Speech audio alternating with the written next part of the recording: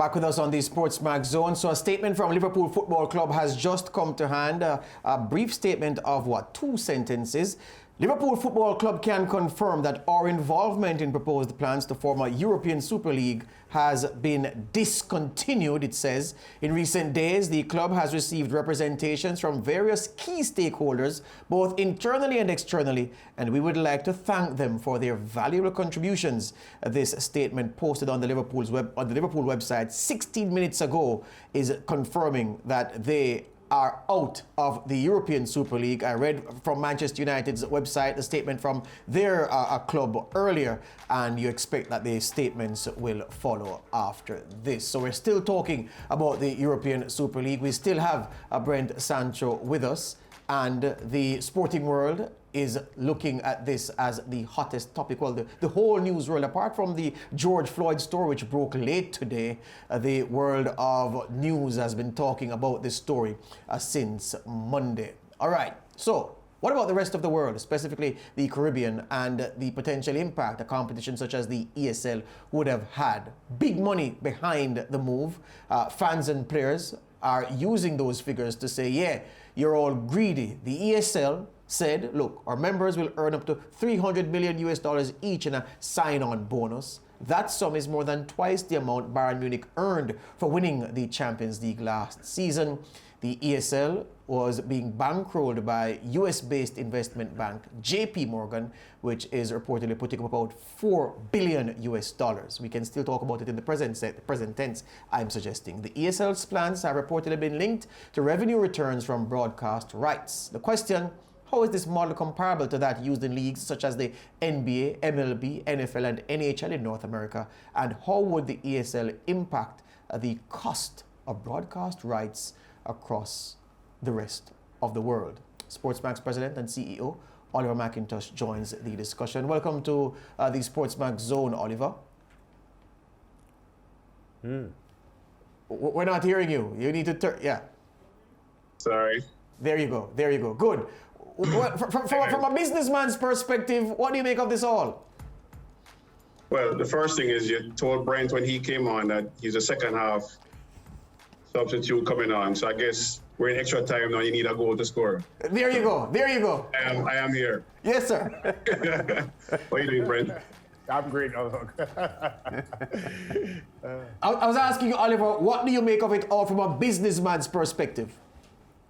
Well, you know, when this was first announced on Sunday, as you can imagine, the phone started to ring to ask what were our views, and you know, are we going to be into the tender for the rights? Which there was no tender for the rights because it was just a concept.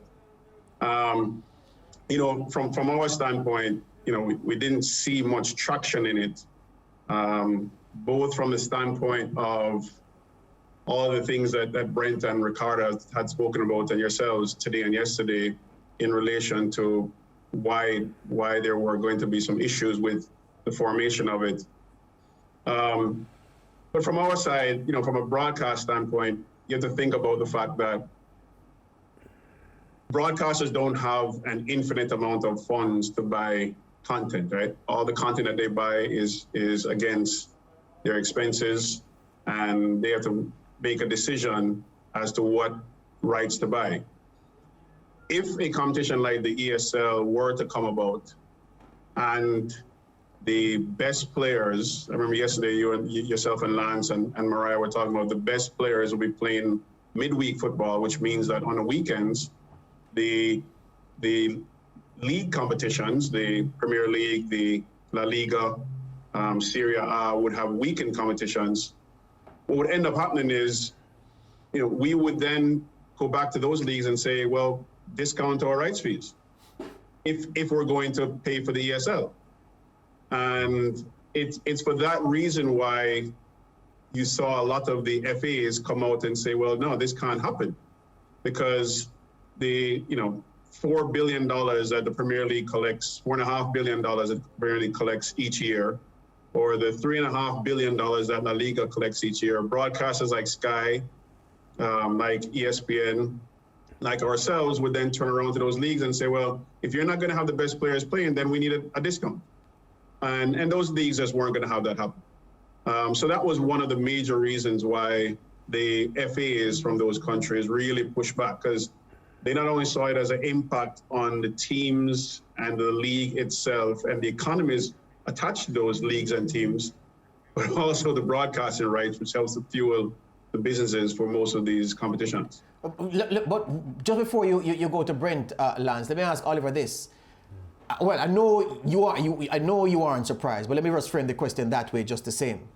Given the success of the International Champions Cup, where we've seen the ESL teams effectively playing every preseason in the US, and they go to the Asia, they go to the virgin markets for football, isn't it understandable that we would have come to this point at this stage if we were to use the Champions Cup as a gauge?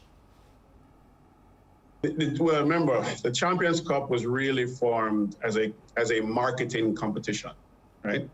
For two reasons. One, to promote football in some of these other countries, like the US and like in Asia, right? Second, that competition happens outside of the seasons. So that doesn't really impact the Premier League or La Liga or Serie A or Bundesliga. What you will see, George, is this is not the first time that this has happened, and it won't be the last, right? You have these larger brand or bigger brand clubs that always demand a bigger share of the pie because they believe they're bringing the audience. The problem with this concept and this composition of teams was that of the 12 teams, you really had 3 or 4 which are still major factors or major powerhouse teams worldwide, right? And you didn't have France and Germany participating. So it didn't have the backing to really force this through and to make it work. Because you think of, some of the teams, my own Arsenal team that I support, is no longer a world powerhouse in football, right? Unlikely to qualify for Europe this year. Tottenham is on the fringes as well. City has never really become the international powerhouse that it is set out to be. The Serie A teams are struggling financially as well as football-wise. So it just didn't have the power to really get through all of the opposition that it faced, and I think it was a misread by a couple of the leaders of this, that they didn't quite understand that opposition would come from fans, from the leagues, and ultimately from broadcasters against this concept. Yeah, Ollie, it sounds to me, listening to you, and I'll ask Brent to comment on this as well, that you're pretty much rubbishing Florentino Perez's, the Real Madrid president's view that this league would save football. Yeah, I heard that comment, and without any real basis of rationale, how it would save football. Yeah. Because again, what part of the misread was that football is very much intertwined vertically and horizontally, i.e. horizontally, it's club, continent, international. They're all intertwined, right? So you play for Manchester, you play for Trinidad and Tobago, you play for one of the Premier League teams, you play in the CONCACAF area league. So those are all intertwined. So any move there, any move with one of those, how the ESL, which would have the same teams playing each year, no relegation, no ability for an Everton or a Charlton or a Bolton to get promoted and to play in Europa or play in Champions League, how that saves football. Again, that was said without much rationale, and I'd love to see the numbers behind that. Yeah, and I guess all of you just said it. So, Brent, then I saw your quotes in the Trinidad and Tobago Newsday today, which supported that. You just thought this was a big business move with the superpower of these big clubs and their owners trying to fight against the UEFA and the FIFA establishment. But based on what we are seeing now, the move has been outmuscled. Yeah, it certainly has been outmuscled. At the end of the day, I'm not by any means or ways saying that UEFA and FIFA have covered themselves in glory in the way they have gone about that side of football. But as it relates to the clubs that tried this move and tried to push it, it seemed to be based, and of course, the platform of it seemed to be survival of these clubs. Because when you look into the books of the majority of their clubs, they're heavily in debt, and of course the pandemic didn't help.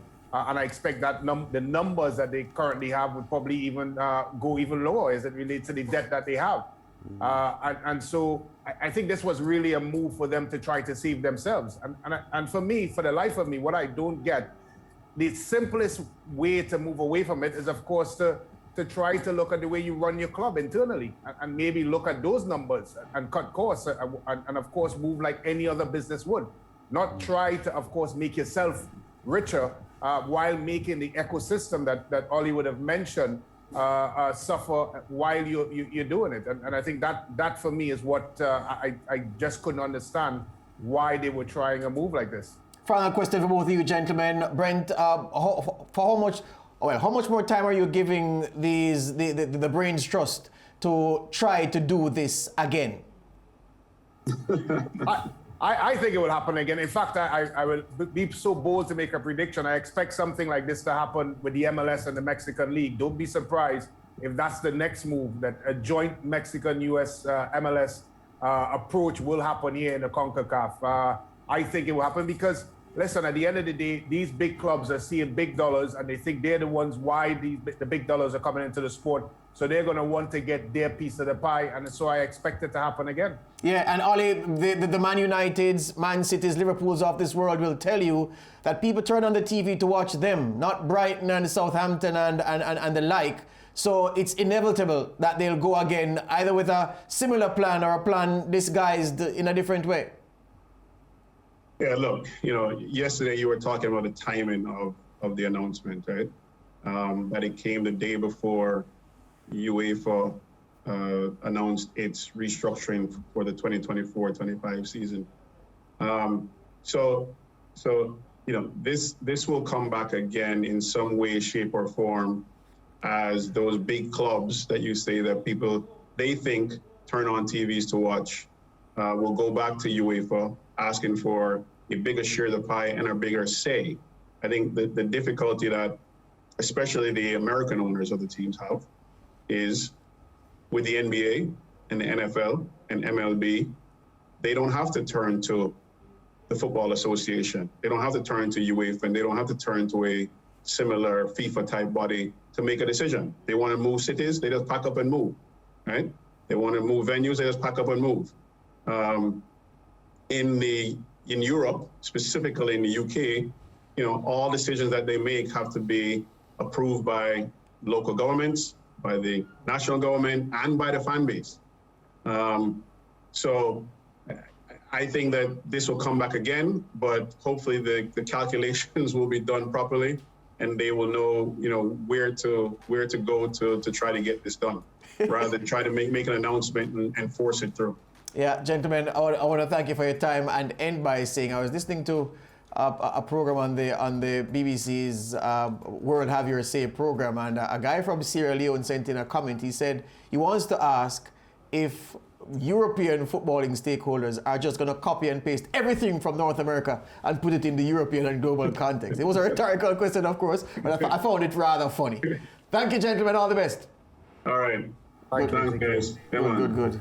Yeah. Go Gunners. Yeah. Lance, the point I was making about the Champions Cup is to say that given the success of the model where you bring Real Madrid and Barcelona to Miami, and you bring Manchester United and AC Milan to Xinjiang in China, and the huge response, and you sell merchandise and everything. Someone said, you know, gentlemen, why don't we do this and make it, replace it with this thing about the Champions League, because we aren't getting enough from that, because people want to see the big teams play each other, and I think the success of that has firmed up in their minds the idea that it could fly, but it really can't fly. I hear our CEO is still here? He's gone. Oh, go Gunners. Our CEO wanted to say go Gunners. Yeah. Where? I don't know. Yeah. Let's take a break. Well, you know, George, I thought you were going to be out of order just now when you were saying that, you know, these big clubs, Man United, Liverpool, and Manchester. I was talking about them, though. Yeah, Not Arsenal and Spurs. I know, that's why I thought Excellent. you pull a jab at our Arsenal CEO. I didn't need to. Everybody who watches this SportsMax Zone knows Arsenal and Spurs aren't big clubs.